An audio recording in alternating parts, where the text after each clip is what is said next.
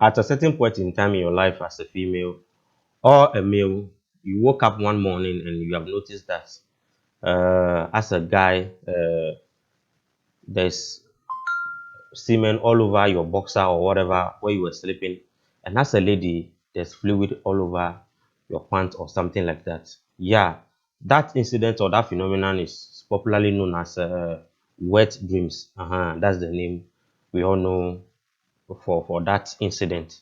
There's more to that which I would like to bring to you guys. I'm not the one teaching. Joseph Okechukwu is the one teaching in depth what wet dreams actually entails in the life of a male or a female. Watch Okay, this. so today I want to try my best to see if I can deal with a particular question that I have received very often. A lot of these people, they keep asking me, "Oh, Brother Joseph, what is going on? I watched your video, and after watching the video, I got my deliverance. I decided I was never going to have anything to do with masturbation again. But shortly after I made that decision, I started having wet dreams." Okay? Now, you begin to wonder, what is going on? Why am I having all these wet dreams? What's happening? Does that mean my deliverance is not complete? Does that mean that the masturbation spirit is still around? Well, I'm going to explain to you why you're having wet dreams. And I've tried to explain this in my other video. The reason you're having wet dreams, for people who have watched my soul tie videos, once you get involved in sexual intercourse with anybody, soul tie is immediately established. Now, we've also understood from these videos that the moment you want to get involved in sexual intercourse, you're going to need someone else to be able to do that. So you cannot have sex all by yourself, which is why I told you guys that anybody who is indulging in masturbation is actually engaging in a sexual intercourse with another entity, because sex is not possible with just one person. It takes two. And so the question we always ask is, if it takes two to have sex and masturbation is self-sex, is a sex you're having by yourself, who is the other person, the other party you're having sex with? We've already come to know now that the other party you're having that sex with is a demonic entity. And that's how you come to know or have what we call the spirit husband or the spirit wife. Now, if you have been indulging in masturbation, it's very, very clear, and you should know this, that a soul tie or soul ties have been established between you and that demonic entity or the demonic entities that you have been having all this sexual intercourse with by virtue of masturbation. And if those soul ties have been established over the years or months or weeks or whatever period of time you indulged in that evil thing, if those things have been established, you should not expect that they would just get wished away the moment you stop masturbating. So when you stop masturbating, the thing that happens is the soul ties still linger, they still stay there. And it is through these soul ties that these demons are able to access your soul again, because your dream life is operated from your soul area. So in the time that you're having a wet dream, it is that same soul tie that is creating a bridge and access for these demonic entities to still come in and make love to you through your soul. And when that happens, you wake up and you find out that you're wet. Sometimes some people remember the dreams, sometimes they don't remember the dreams. The soul tie that existed all that while that you were having that sexual intercourse through masturbation with the demons is what is giving them access to come to violate your privacy through your dreams. And that's what results in what you call the wet dreams. So now here is the solution I gave in one of the videos, and I'm going to give it again today. So God gave us an inspiration to create specialized prayers to break loose from soul ties. And these prayers, thankfully, came for both men and women. And I posted a video to this effect, and we also have those prayers in a print format. Now, I have shared these prayers with people several times in the past, and the video is still out there on my YouTube channel. You can scroll down and you will find a video there. I encourage every single person who is experiencing this wet dream thing to go ahead and begin to pray those prayers as frequently and as often as you need to pray them.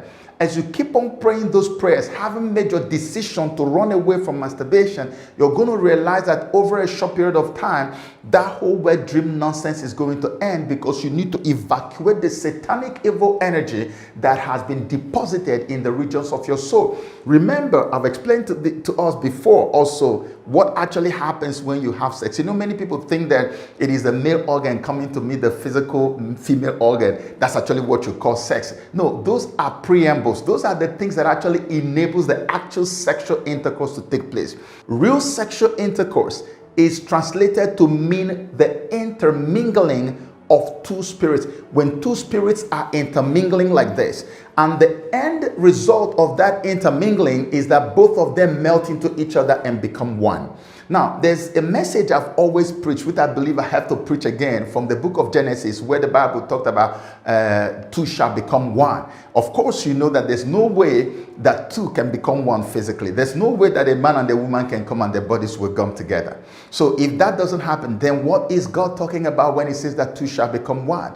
How did we come about that whole theory of two shall become one? 1 + 1 is equal to 1. How did you come about that? I have a special message I preached to explain that, to break that.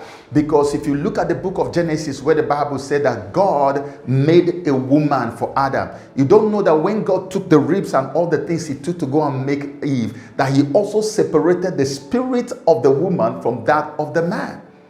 Do you understand that? That happened in the book of Genesis. It's a whole different topic altogether. Many of you do not know that when God breathed the breath of life into the man, that the life there is not singular, it's actually plural. It was the breath of life. So the two spirits, the spirit of the man and the woman, were molded together inside the man, Adam. So when God was now separating and taking ingredients with which he was going to make the woman for the man, he also separated the two spirits that were blended into one. So it is only during sexual intercourse that these two spirits are able to come and come together. Between these two spirits in adulthood, there is a magnetic field that exists. That's why a man has an attraction towards a woman, and it culminates in what you call sexual intercourse. And when that sexual intercourse happens, aided by the physical union of the male organ and the female organ, the two spirits come together and they actually achieve that same oneness that happened inside the body of Adam in the book of Genesis. I told you it's a totally different topic, and I'm going to deal with it at a later date. But this is what is going on. So you can imagine that when you go into a sexual intercourse with somebody, your spirit and that person's spirit come to intermingle and they finally become one.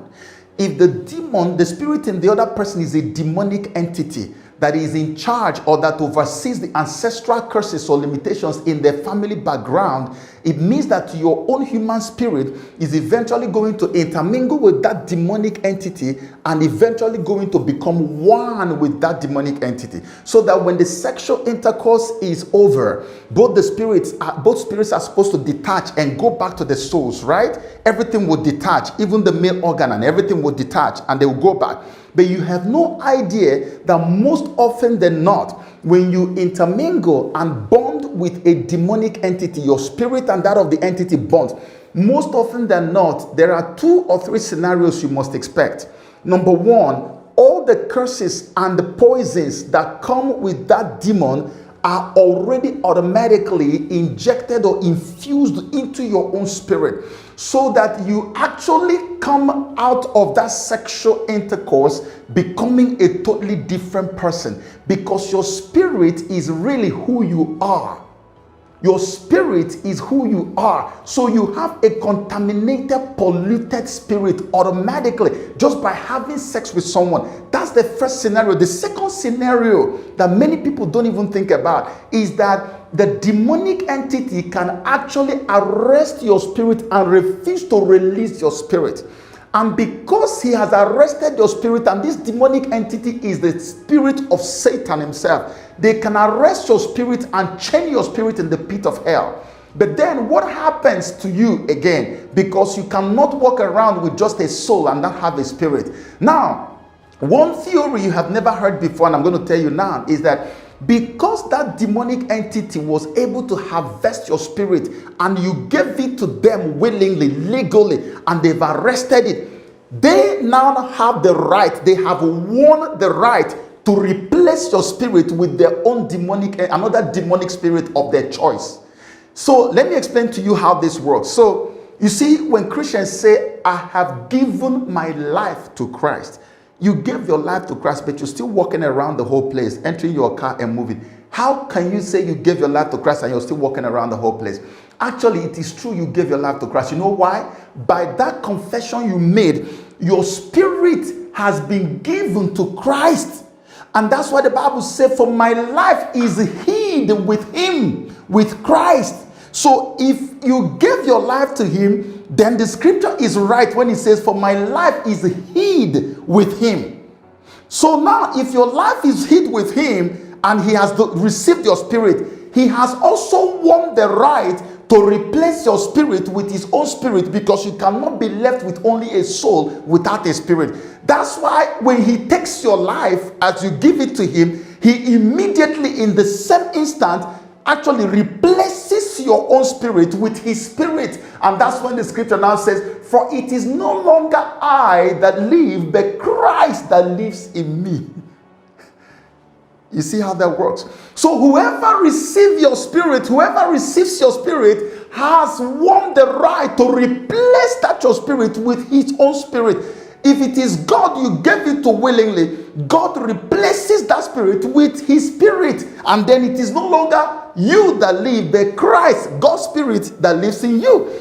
If you go through sexual intercourse or masturbation and give your spirit to a demonic entity and they go and tie it in hell, they win the right. Satan wins the right to replace your spirit with any spirit of his choice from the pit of hell. That's why someone will go into a sexual intercourse and come out and you become an entirely different person. You went to have sex with someone and you come back, and a day or 2 days after, you realize that you're feeling to smoke. You want to smoke weed. You want to try drugs.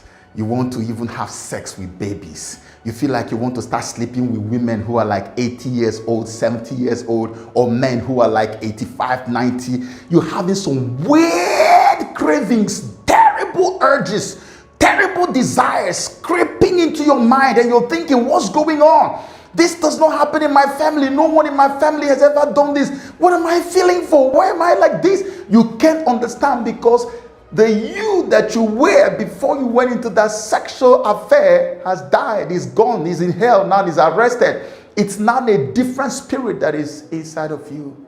And you engage in another situation where you masturbate, they can keep on changing the spirit every time you masturbate or indulge in a sexual intercourse, maybe with a prostitute or someone who has a terrible demon inside of them. They can keep on arresting the spirit, changing the spirit. It's actually called spiritual exchange. That's what happens when anything that has to do with sexual intercourse, whether it is with a human being or with a demon through masturbation, it's always a sexual spiritual exchange that takes place. So you are exchanging your spirit for a spirit that is from the pit of hell. So you totally become a different person. And people are saying, what is going on with this guy? Look at the way he just deteriorated. And they will not know that it's because you slept with just one person and they took your spirit and replaced it with a demonic spirit. And that's how you become. There are some people that they don't even replace the spirit. And like I told you about the first scenario, they just poison your spirit. You come out after sleeping with a woman, you finish as a human being. People look at you, they won't recognize you anymore. Sicknesses upon sicknesses upon sicknesses. All kinds of curses are upon you. Things that no other person from your family is going through, you are going through them. You are having all kinds of misfortunes. You don't know it is because that demon in the other woman you slept with or the guy you slept with had already melted and poisoned your spirit with all the poisons that he was carrying from those other person's background. All the ancestral curses that work in their family, they've transferred it to you alone. Your family members don't have it, but you have it by virtue of linking your spirit with the spirit that is from the pit of hell. So whichever way you look at it, it's a lose-lose situation. With human beings, you will say, well, it depends on whether I sleep with someone that is possessed or not. How will you know? With masturbation, 100% every time of the day that you sleep with that demon, you have these poisons injected into you. You have your spirit removed from you. You get addicted to pornography. You get addicted to all kinds of rubbish because your spirit has been taken out. Another spirit has been put